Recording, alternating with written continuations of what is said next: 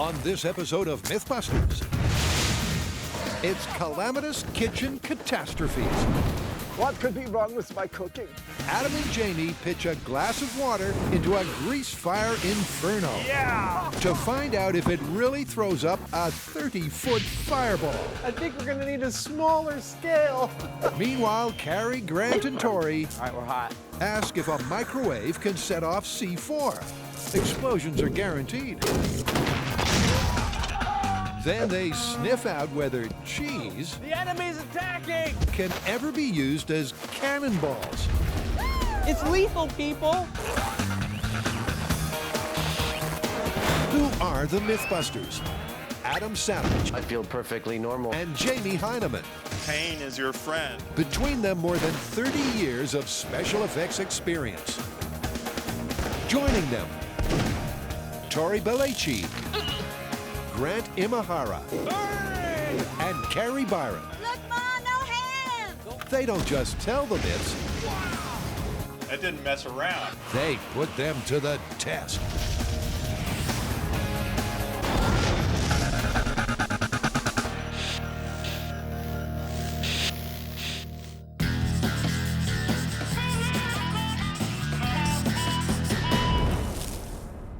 Kitchen Catastrophes. That's our story, Actually, a whole episode. and we're not talking just like fallen souffles and burnt flans here. No, these are real disasters. So what are we doing? Well, I'll give you a hint. You've got a source of ignition. You've got a fuel, think biodiesel. Add to that the air that you breathe, and you've got a grease fire. We're doing grease fires. More specifically, that trying to extinguish a grease fire with a cup of water will cause a 30-foot fireball. That sounds genuinely tasty. Let's dig in. Grease fires are no laughing matter. Every year they cost millions of dollars and claim hundreds of lives. But are these facts and figures fact or fiction? Can it really be true that a mere 8 ounces of water poured over a grease blaze will kickstart a 30-foot fireball? Or is it just a flash in the pan? Always the costumes with you. I'm just dressed and ready for whatever the plan might be. What is it? We set up a stove. We set up a 30-foot scale behind it. We put oil on the stove, heat it until it burns, introduce 8 ounces of water to it, and stand back. Sounds great. Let's do it. Adam's in a hurry to light a fire under this myth. Luckily, they'll be under adult supervision. In our ongoing quest to get some quality playtime with every single fire department within a 50-mile radius of Mythbusters, we've come today to the South San Francisco Fire Department's training facility where they've agreed to let us set some grease fires. But before Adam fans the flames of his pyromania, he's taking on his acrophobia. This is just as much fun as it looks. It's also as scary as it looks. 3 stories up, he's setting up their homemade benchmark scale. This scale right here is 30 feet tall, and the myth says that we're supposed to get a fireball 30 feet tall. This will tell us if that's correct. Personally, it strikes me as a little ambitious. It sure seems like a tall order, but the guys are cooking up their own version of this mythical kitchen catastrophe, and they've lined up all the ingredients. So what we've got here is a frying pan full of 2 quarts of oil. We got a thermistor to check how hot it's getting. We got 8 ounces of water to dump on it once we catch it on fire. And we got a gauge to tell us if the fireball we get is in fact 30 feet tall. 2 quarts of canola oil and some water, 30 feet fireball.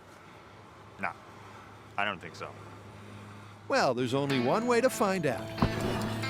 For the first of 3 oils, canola, it's flame on. We're good to go, Adam. It's heating up fast. You hungry? I am. Let's cook up some shrimp. How about some fried water? Perfect. Let's do it. With the stove cranked up, the temperature soon follows. 515 degrees, and it's only been like 6 minutes. This is nice and fast. 100 degrees later on, and the canola reaches its flash point, the temperature at which it can start to burn. Oh, I saw a little bit of fire. Did you see that? We're past the flash point. But once it gets to 680 degrees, it reaches a state called auto-ignition, where it's going to burst into flame, and there's nothing anybody can do about it. 600 and how much? 645. Oh, we're close to the auto ignition point. and I see Oh. flame on it. All right.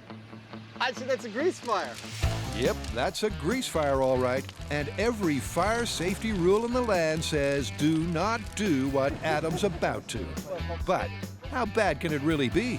All right, canola oil, putting out a grease fire in my kitchen, perhaps unwisely, in 3, 2, 1.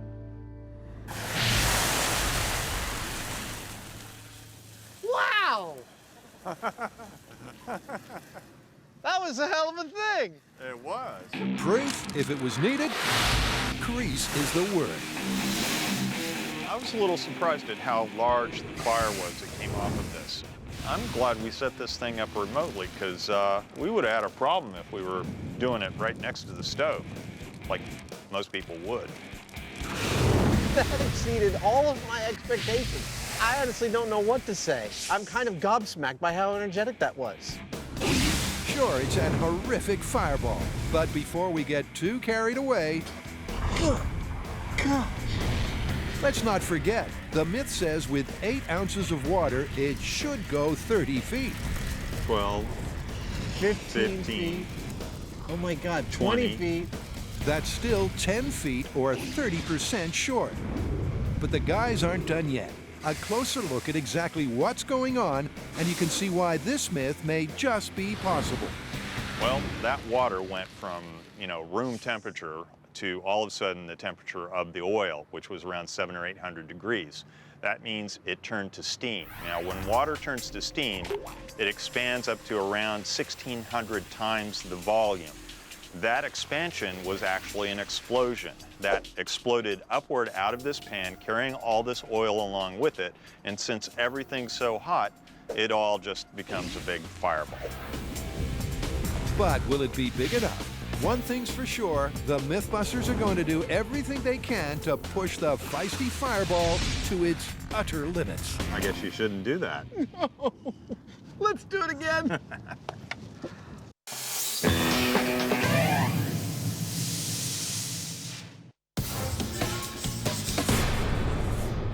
Okay, kitchen nightmares. What do we got? First up, we have a movie myth about a kitchen appliance disaster.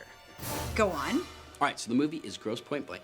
And in this famous scene, a bad guy inside of a convenience store throws a bomb inside of a microwave. Now, the bomb looks like some C4 with an electrical device attached to it. He sticks it into the microwave, turns it up to 60 seconds. Yeah, I know this myth. And the hero just manages to get out of the store in time for the microwave to go ding, and then kaboom. Awesome. Yeah. Sounds like a recipe for disaster. But can a microwave really be used to set off an elaborately wired C4 bomb? And can it be set to detonate in exactly 60 seconds? Okay, so it sounds like all we need are some microwaves, some plastic explosives, and a date at the bomb range. I think we need to do 3 tests. First test, C4 in the microwave alone. Second test, C4 with Hollywood wires. Hollywood wires? You know, coils, springs, nothing genuine, just like in the movies. Yeah, and then the third and final test would be C4 with a proper fuse. Ah, I love cooking with C4. My favorite ingredient. C4 cuisine is best enjoyed and is safest down home on the bomb range. Look how clean that is. Shame we're gonna blow it up. So to properly test this myth, we didn't just choose any microwave off the shelf. We did our homework. Now, based on the one that's in the movie Grosse Point Blank, we know a few things. First, it's in a convenience store. Second, it's physical size. And third, it's power level, which is 1,000 watts. Now, we purposely avoided using modern inverter technology and went old school, which is what this baby is. In other words, besides the color, All right, we're hot. it's identical to the one in the film. All right, now that you explained all of the technical specifications, let's see if it actually works. Breakfast! You hear that? That's what yummy sounds like.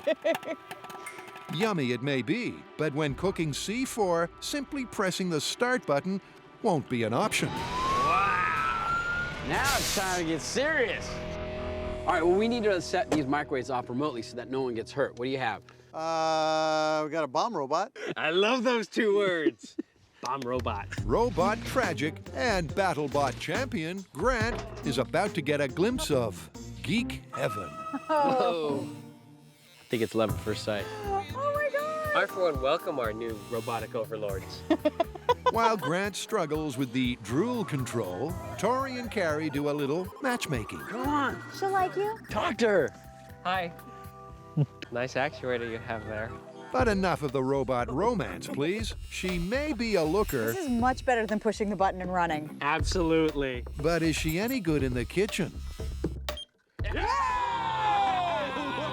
We'll take that as a yes. Okay, so we've got our bomb robot, we got our microwave. All we need to do is chuck some C4 in there and start our experiment. All right, let's do it. All right. Stop touching it. And luckily, as well as the remarkable robot, the bomb squad also brought along today's other key explosive ingredient, C4. This is C4 in its bulk form. It has an explosive called RDX contained inside of a plastic compound that keeps it stable. For example, you could drop it, you could shoot it with a gun, you could light it on fire, but none of these things alone is enough to detonate it. You need the combination of intense heat and incredible shock to get it to go off. It's going to be very interesting to see what it will take to get this to go off inside of a microwave. That it will.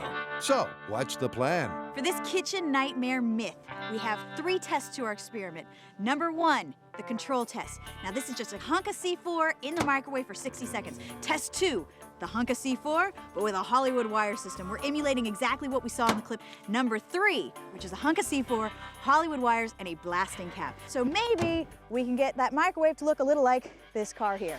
Now, microwaving C4 could make it unstable, so they've got a backup bang plan. Now for these tests, in case the C4 inside the microwave doesn't go off, we need to be able to render the situation safe. We have a container of water that we have C4 in that we can set off from the bunker. Now since the water is uncompressible, it'll shred this microwave completely. So, with the microwave, the safety system, and the robot on standby, everything is set for test 1. C4 only for 60 seconds on full power. Oh, that's so great. All right, it started. Bingo! The robot starts the timer, and she's off to safety. Retreat, robot! But the robot retreat may not have been needed, since after a full minute, there's a chronic lack of cooking action. So C4 on its own for 60 seconds is not going to detonate in the microwave. Yeah. So I guess to make this safe, we better back up, blow it up. All right. You ready? Fire in the hole in 3, 2, 1. Whoa! Now it's all safe. Yep, test 1's a dud. The only blast came courtesy of the failsafe. So, will the movie prop wiring system cook the C4's goose? Or is it just a half-baked Hollywood idea?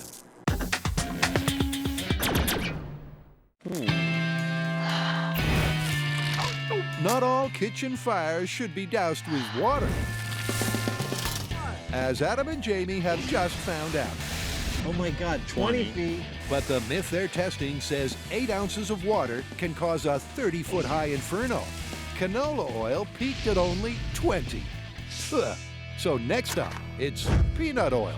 So the auto ignition point of peanut oil is over 200 degrees hotter than the auto ignition point of canola oil. Will that translate to a more energetic fireball that's even bigger than the last one? I don't know, but my intuition says yes. Once the peanut oil is heated to 850 degrees, it's time to put Adam's intuition to the test. I think we should just do it. All right, here we go. This is water poured on a peanut oil fire on your stove in 3, 2, 1.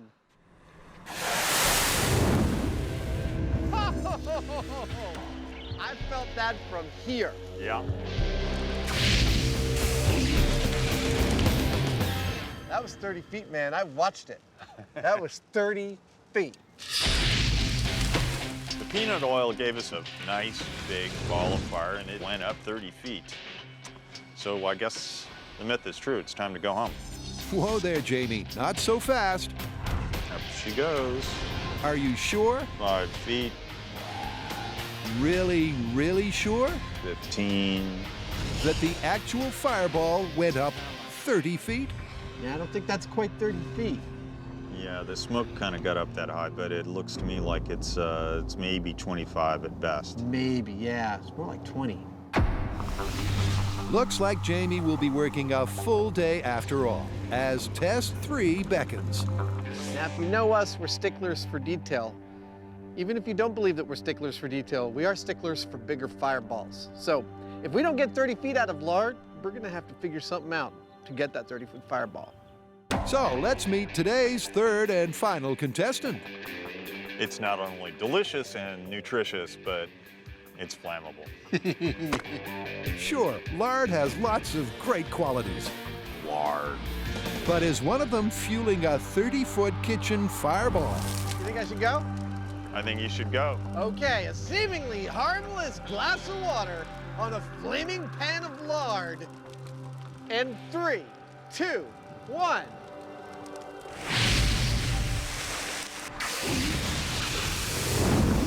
That's a sizzle. It's a nice try, but no cigar. But the lard still got one more shot in its fire locker. And Jamie proves once again that when it comes to dousing fires, who you gonna call? Fire keeps coming back. Not Mythbusters. It's laughing at you. Fire says, is that all you got? Check this out. Fire's like, go away. That's cool. With no fireball reaching 30 feet, the myth's looking a bit far-fetched. But rest assured, the fireworks ain't over yet. You know, that may be like the worst thing I've ever seen in any kind of kitchen, but it's also kind of beautiful. I mean, that was a fun day. Yeah, we got 3 nice big fireballs, but no 30 feet. I think we got a little more work to do. I think you're right.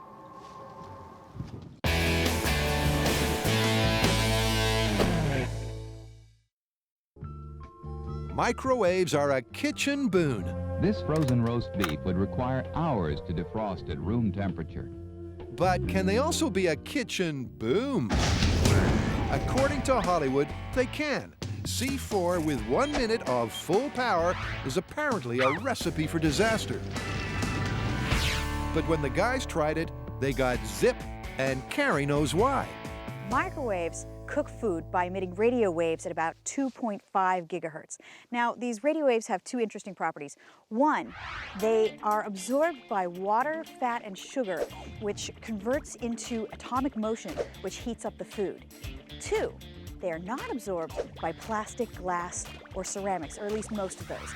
Now, C4 is called a plastic explosive. So C4 didn't actually even heat in the microwave, which means we didn't get either one of the criteria that you need for detonation for C4, which is heat and shockwave. So next up is Hollywood wires, the exact prop configuration used in the movie. Got all the little parts here.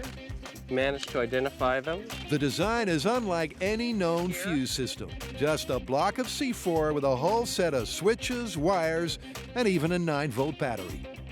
Here is that coil. But can this unusual wiring system really create a convenience store catastrophe? The 9-volt battery does have the potential to generate a lot of heat. Yeah, and if we stick it in the microwave, it could easily explode. So with their exact replica bomb in a new oven and Grant's eye candy flashing her tracks, What do you think's gonna happen? I don't know. I hope it works. they'll soon find out if it cooks up a storm, or is it just movie make-believe. Test 2, Hollywood wires. All right, so we have the microwave set for 60 seconds. All right, time to deploy the robot. He loves saying that. Now the microwaves in an oven like this cycle more than 2 billion times a second. Okay. All right, get that robot out of there. Run, robot, run, come on! Food easily absorbs these waves, but they create havoc with metal, causing it to arc, spark, and generally go haywire. Whoa, the microwave's on fire. Oh, jeez. Oh my gosh. You could say now they're really cooking. That is cool. And all that C4 is just burning now.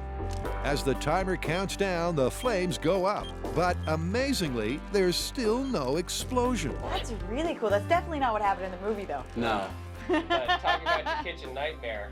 There's plenty of fire in the hole, but no explosion.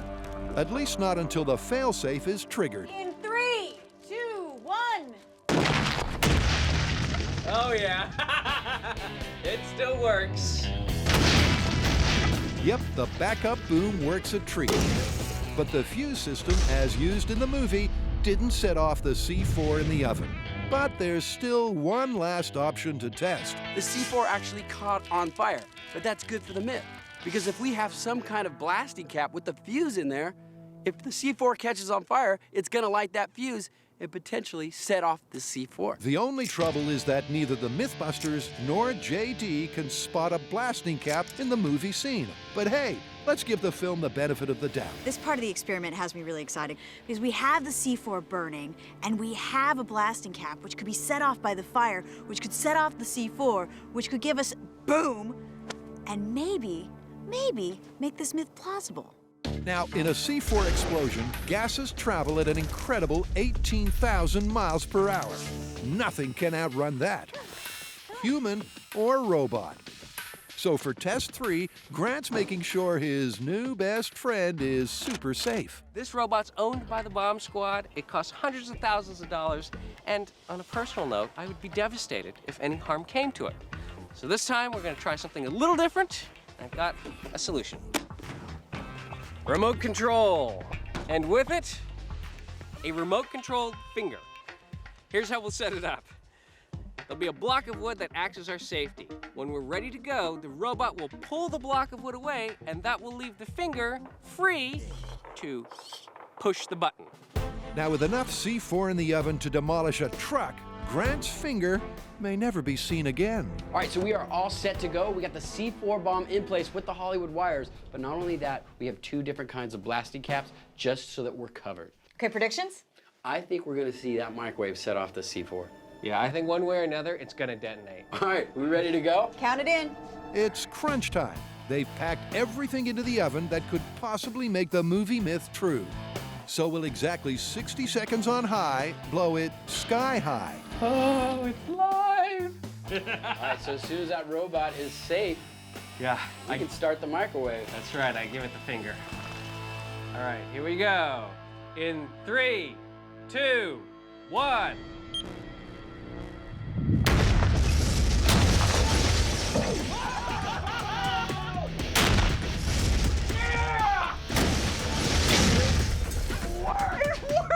We set off the C4 with a microwave. That was beautiful.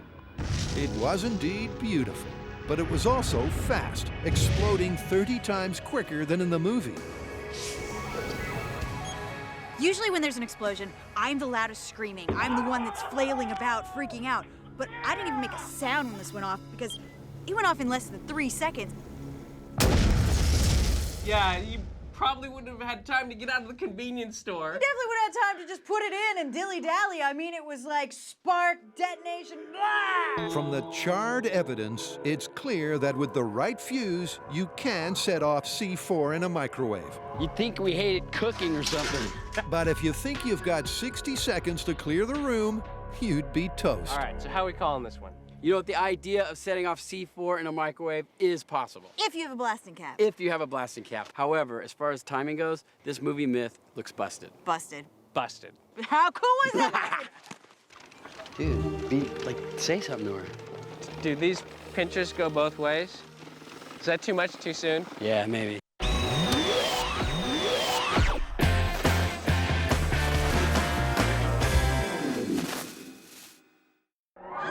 It's a fact that most home fires start on stoves. Ignorance is the cause of panic when fire breaks out. But it's looking like fiction that 8 ounces of water on a grease fire equals a 30-foot fireball. That's not 30. However, all is not lost. In order to get that super-sized mythical fireball, they're going to downsize the experiment and experiment with pot shapes. We're still in the fire training center, but this time in a fireproof room. We're going down in scale with our oil and water experiments to find out what we need to go up in scale. We're going to use some cute little pots and pans like this to create some cute little kitchen conflagrations, all in an effort to create that elusive 30-foot high fireball. So get set for mayhem in miniature. Will the physical dimensions of the pan make a difference to the height of the fireball? So our scale experiment is pretty much ready to go. I've got several other types of frying pans and Jamie's beret liner just to find out which shape we think is most energetic.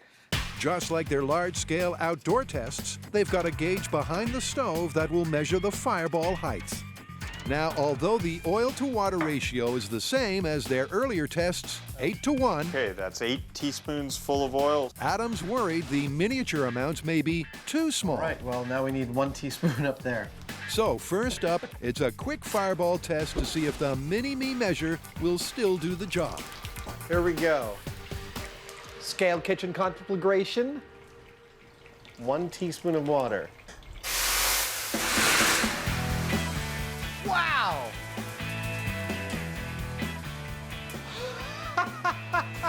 Yep, it's frightening stuff. Even a tiny amount of water can still cause a kitchen catastrophe. I think we're gonna need a smaller scale. Well, we are continuing to discover that there is, I think the scientific term is crap load, a crap load of energy inherent in cooking oil when you heat it up and then add water to it. But that energy does mean their tiny teaspoon scale is a good enough yardstick to test the pot shapes. First up, the wok.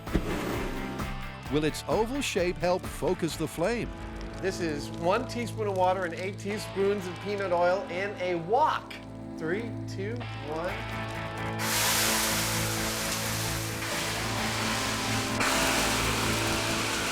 Next, a standard pot. 3, 2, 1. Oh.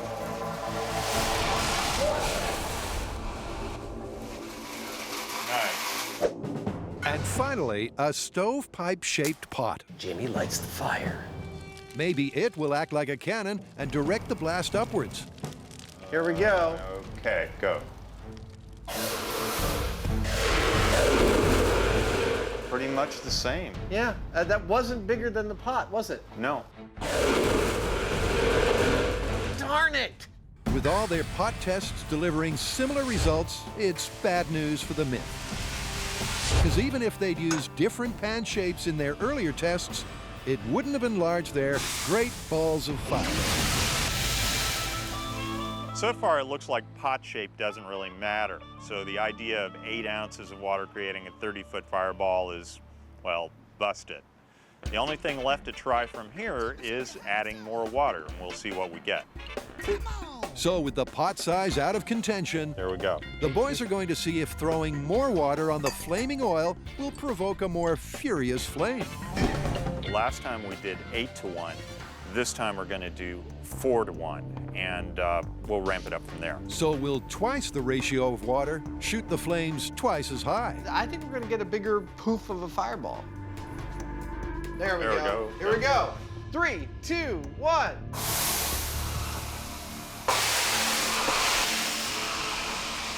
Hard to say if that was bigger. It was at least as big. But as big is not big enough. They want bigger and better fireballs. So the boys up the water volume again, 2-to-1. Half as much water as oil. 3, 2, 1. It's getting better, but there's room for one final test. Equal parts oil and water. Here we go. In 3, 2, 1.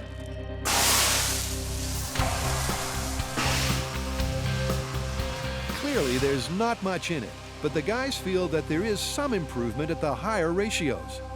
I don't know, man. It's really close, but if I had to call the ideal ratio of water to oil, I'd say it's either the 2-to-1 or the 1-to-1 ratio. Yeah, I'd make the same call, but you know, it is kind of like making the decision as to whether you want to be well done or really well done. Yeah. I wouldn't want to be in either of them. No. But will that marginal difference make a difference in full scale? Will they finally fire up the mythical 30-foot fireball?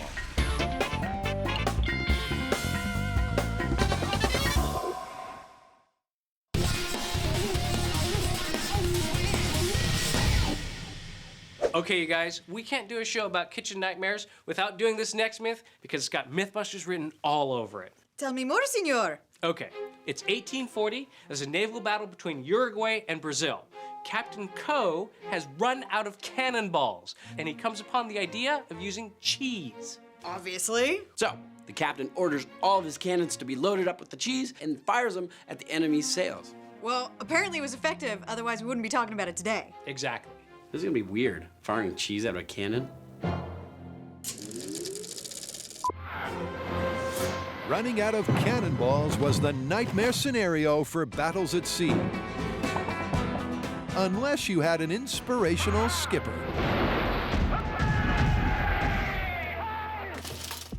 And that's what this myth is all about. With all the regular ammo used up, Captain Coe allegedly locked and loaded with Dutch Edam. But could a round of this cheese really cut the mustard and shred the enemy's sails? Or is this a myth that stinks? Well, we've already got a perfectly good cannon, the one you built for Prison Break. Now we needed some hard cheeses and a period-appropriate sail. Well, since none of us have ever used cheese as ammunition, how about we talk to a cheese expert and find out exactly what we're dealing with here? All right. I mean, I've never used cheese as ammunition. You? Yeah, once. I don't like to talk about it. Okay, but one thing Tori can talk about is how he's sourcing their cheesy myth-testing equipment. Now, at Mythbusters, we have a long history of testing sea myths, and we always do our homework, so I'm pretty sure we have everything either designed or already built to test this myth. Now, the first thing we need, obviously, is a cannon, which I built for Prison Breakout. And we've spent enough time cutting up canvases in the Pirate Special to know a thing or two about sails. Whoa, that was crazy. In fact, we're going back to the same sailmaker to get a period-accurate sailmate. Meanwhile, Carrie and Grant are checking a cheese's chance of becoming cannon fodder with a state-of-the-art food texture analyzer. So we need to see how projectile-worthy these cheeses are, how hard they are, and how likely they are to shatter coming out of the cannon, and how good they're going to be on impact. What we'll do is we'll set up a penetration test where we'll deflect into the cheese and we'll measure how stiff it is, how hard it is, and how elastic it is. First up, the cheese of the myth, Edam, took about 2.5 kilos of force to go in ½ an inch. Okay. 2.5 kilos of force ain't a whole lot, so it's just as well the team brought 2 other, much firmer, fromages. Why don't we now test the smoked Gouda? Food texture expert Mark thinks that Edam in the 1840s might have been more like the smoked Gouda of today. But there's yin and yang. Although it's almost twice as hard as Edam, it has a bad side effect for a cannonball. It crumbles. That's interesting. So maybe the Spanish garrocha has a better future. It did not fracture. It retained its shape and it fought to recover some energy, so that elasticity will be a good thing. So it's a good candidate. It's a very good candidate. So although Edam's authentic, the other harder cheeses may be more reliable 1840 replicas. This location is perfect. With provisioning complete, it's time to launch this myth on the high seas and test if there's a whiff of truth to the Cannonball cheese conundrum. Now, this myth is about a ship-to-ship battle. And lucky for us, San Francisco is surrounded on 3 sides by water. So we've come to West Star Marine Services Marina, where they're helping us transform this barge into a ship from 1840. Starting with a genuine replica 19th century sail, Oyster mainsail. it's period perfect at a perfect target. That looks so good. That's awesome. With the sail set, all that's needed is an enemy captain to stand in the line of fire. I think we need to take him to the chiropractor. What do you think? A job Buster's more than up for. Oh! Just as soon as he regains consciousness. Now, historically, ship-to-ship combat usually took place at close range, around 30 feet. So that's what I'm going to mark out now. 1, 2, 3. 30 feet. This is where we're going to set our cannon. Wow, that's close. The question that's worrying us right now the most is inside the cannon is basically an explosion. You light the fuse, that ignites the black powder, that turns into this massive ball of hot expanding gases. Will the cheese break up into a million pieces or even melt as it exits the cannon? Getting out intact will be a stiff ask for any cheese. Edam is what they talked about in the myth. That's what we have here. This is a smoked Gouda, which is actually more like the aged Edam back in those days. And if you throw in the garrocha, the cheese voted most likely to be a good cannonball, that's all 3 pre-tested cheeses ready for loading. There's only one problem. Push! Aren't cannonballs supposed to be round? Come on, man. The enemy's attacking, but this is my favorite cheese. Luckily, they have the same technology to cut the cheese that was used in the 19th century. Stop eating the ammunition. Come on, I'm pregnant. With their ammo shaved and shaped, Oh, yeah. it's launch time. I christen you the Conquistador. good to me. Put a hole in this sail. So will Cheese cut it as a cannonball, or will the sail just be a splatter with a platter?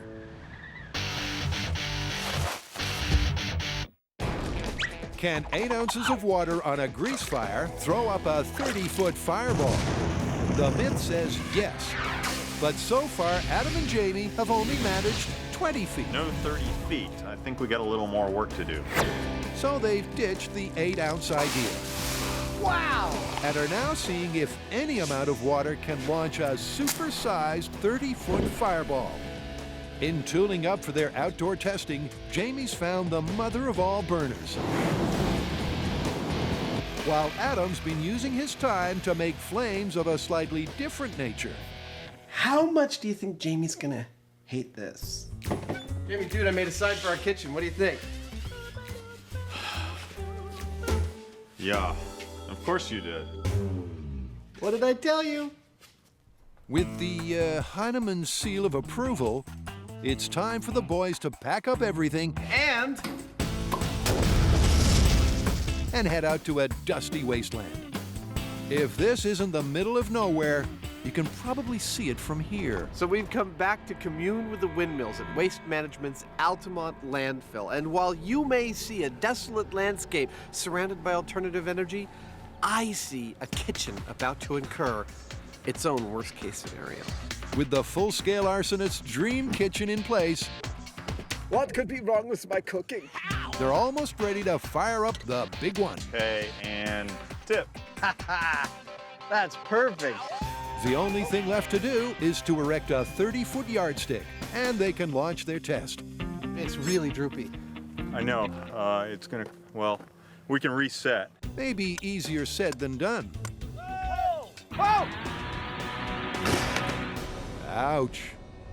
That's gotta hurt. That's what we call a zero property damage oops moment. Luckily, no one's hurt. About now would be a really good time to take a commercial break. Adam, take it away. You've been experimenting in your mom's kitchen, haven't you? I know I did. Aren't you tired of hiding the evidence? Well, with our new experimental kitchen design, those days are past. It's location independent, so it can be dropped even in a field in the middle of nowhere. With separate hookups for power, natural gas, and water, it can take your imagination to its wildest extremes. The toy everyone's gonna want this Christmas is the Mythbusters Extreme Kitchen. Welcome back. With the Extreme Kitchen Tower back up, That looks pretty straight to me. at last, it's time to see if water plus a grease fire can ever equal a 30-foot high fireball. With the small-scale results in mind, they've got a regular stock pot at a 2-to-1 ratio of ingredients. 2 quarts of oil to 1 quart of water. There's a pretty stiff wind out here, so I'm reckoning that we're not gonna get 30 feet straight up, but we might get 30 feet sideways, and that's what the myth says, 30 feet. It didn't say straight up. Ah, that's our Jamie. Always one to move the goalposts. I want a 30-foot fireball, a genuine, bona fide, dyed-in-the-wool, homegrown 30-foot fireball. This is it, the final countdown for the ultimate disaster test. Will the worst-case scenario for a kitchen fireball meet Adam's high hopes? Okay, yeah? Yeah, go for it.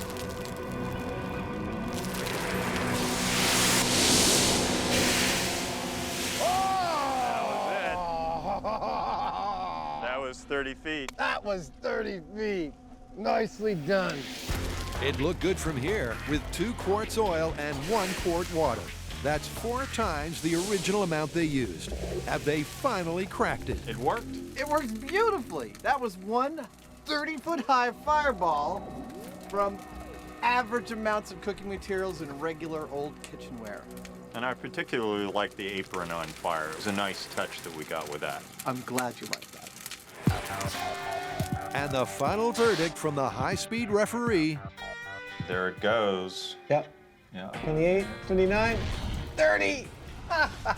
Easily 30. That's a lot of fire out of a little pot of oil. At last, it's mission accomplished.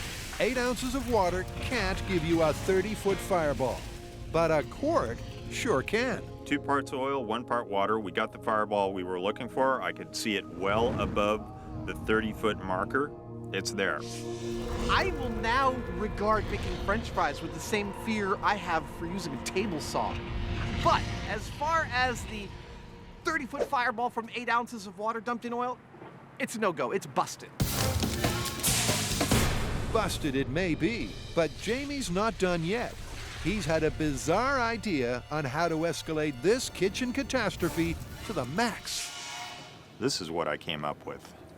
A can of soup stock. What if that was sitting on a shelf above your stove and happened to fall into that pot of burning oil? When you turn up the heat on a sealed can, the results are dynamite. So it may be just the thing to take this fireball to a whole new level. Because when Jamie's can of liquid falls into 800-degree oil, as sure as shooting, it's going to explode. Now, we've already seen what happens when you pour water into the oil. Imagine what's going to happen when it enters the oil from pretty much underneath, all in like a 1/10 of a second. It's going to be spectacular.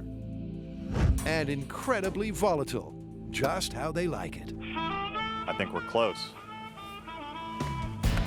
Okay, we're going to drop it in. Ready, take cover. It's the moment of truth.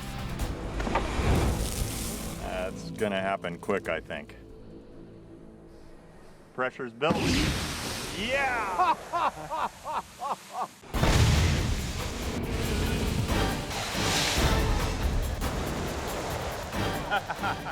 That's what I'm talking about. That was nice. The sweet, deep-fried smell of success. Their mini-me depth charge has shot up over 100 feet of fireball, left a beautiful Mythbusters trademark, and created the ultimate kitchen nightmare. Tori, Carrie, and Grant are testing the claim that a South American sea battle was won by cannons blazing away with cheese balls. For this myth to be confirmed, we need to see that cheese exit the cannon completely intact, hit the target, and make a perfect hole in our period-accurate sail. Okay, ready to load? Now, when the black powder ignites, the cheese could have up to 5,000 psi propelling it. What will happen to it then is anyone's guess. There we go. First cheese up is the Edam of the myth. You do what you gotta do, right? All right, we're out of here. Think this is gonna work? I have no idea. The loaded cheese should have a realistic exit velocity if it makes it out of the barrel. In 3, 2, 1.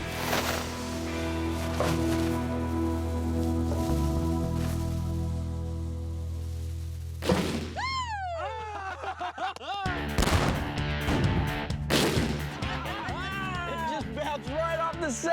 Yeah, no damage. Smudged? Yes. Hold? No.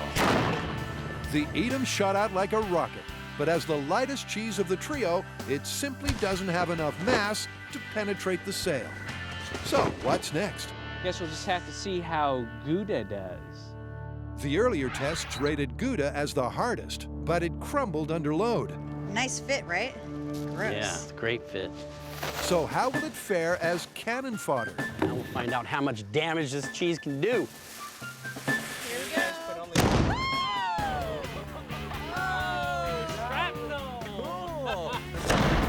The sail's unsullied, and the cannon has blown chunks of charred cheese all over the deck. Which means all that energy dispersed. What we need is that solid mass of cheese to fly out with all that energy in order to do some kind of damage to this ship. I don't know, it's starting to look not so good for this myth. It sure ain't. Their hardest cheese just shredded itself. But maybe hardness isn't everything. They have another cheese in their locker, Garacha. Harder and heavier than Edam, but more elastic than Gouda. Lighting the fuse in 3, 2, 1. This time they're locked and loaded with the most flexible cheese rammed up tight. Will it finally be curtains for the sail?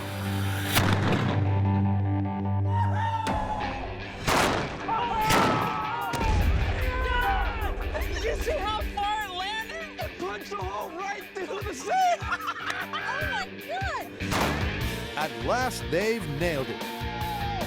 That Garacha had the right texture to take the full explosive force of the black powder, and it sliced through the canvas like a knife through cheese. I cannot believe the size of that hole. That would cause me to retreat. So yes, the Edam failed. Yes, the Gouda failed. But finally, we found a cheese that was hard enough to stay intact and make it through the sale. It's lethal, people. Lethal indeed, and a true blast from the past. Well, I've got to say, that was some impressive cheese artillery. You know what, though? I am good with calling cheese a viable weapon during the heat of battle. I'm calling this one confirmed. Confirmed. Confirmed. And delicious.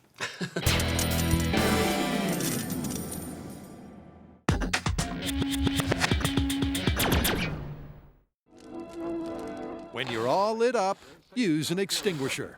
Good show, Llewellyn. I'll take 2. And never fight a grease fire with water. But is it really never? Can you ever use water to put out a grease fire? Yes, I know, viewers of Mythbusters Extreme Kitchen, you want to know, and so do I. Is there any amount of water that can successfully extinguish a catastrophic grease fire in your kitchen? I have a way to answer this. Jamie doesn't know what it is yet, and I think you're going to like it. To see if Adam's plan holds water, they first need to refurbish their severely singed kitchen.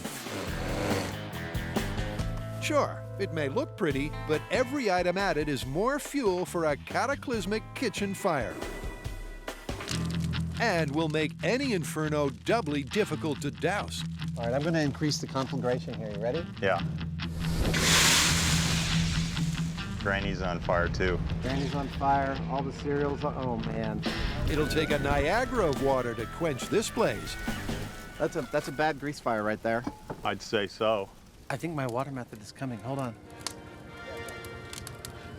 Hear that?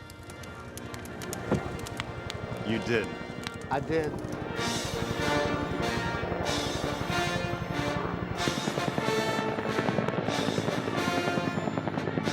Usually on tap for fighting forest fires, there's at least 500 gallons swinging under that chopper. So it looks like our housefrau had some friends in the fire department. She did.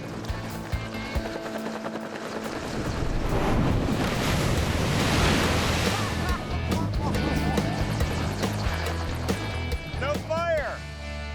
Fire gone! Cheating? Maybe. Effective? You bet. That is just the way I was hoping it would look. Dude, this is nasty. Yeah, there's cereal all over the floor. It ain't pretty, but one thing's for sure. The fire has been quintessentially quenched. And your helicopter guy, he hit the mark. He hit the bullseye. PJ's the best, man. For those who wondered if it is ever possible to put out a grease fire with water, the once proud Mythbusters Extreme Kitchen is smoldering proof that you can. This is possible, but you need 500 gallons of water, and you can't have a roof. Well, I think our work's done here. I am deeply, deeply satisfied. Let's go home.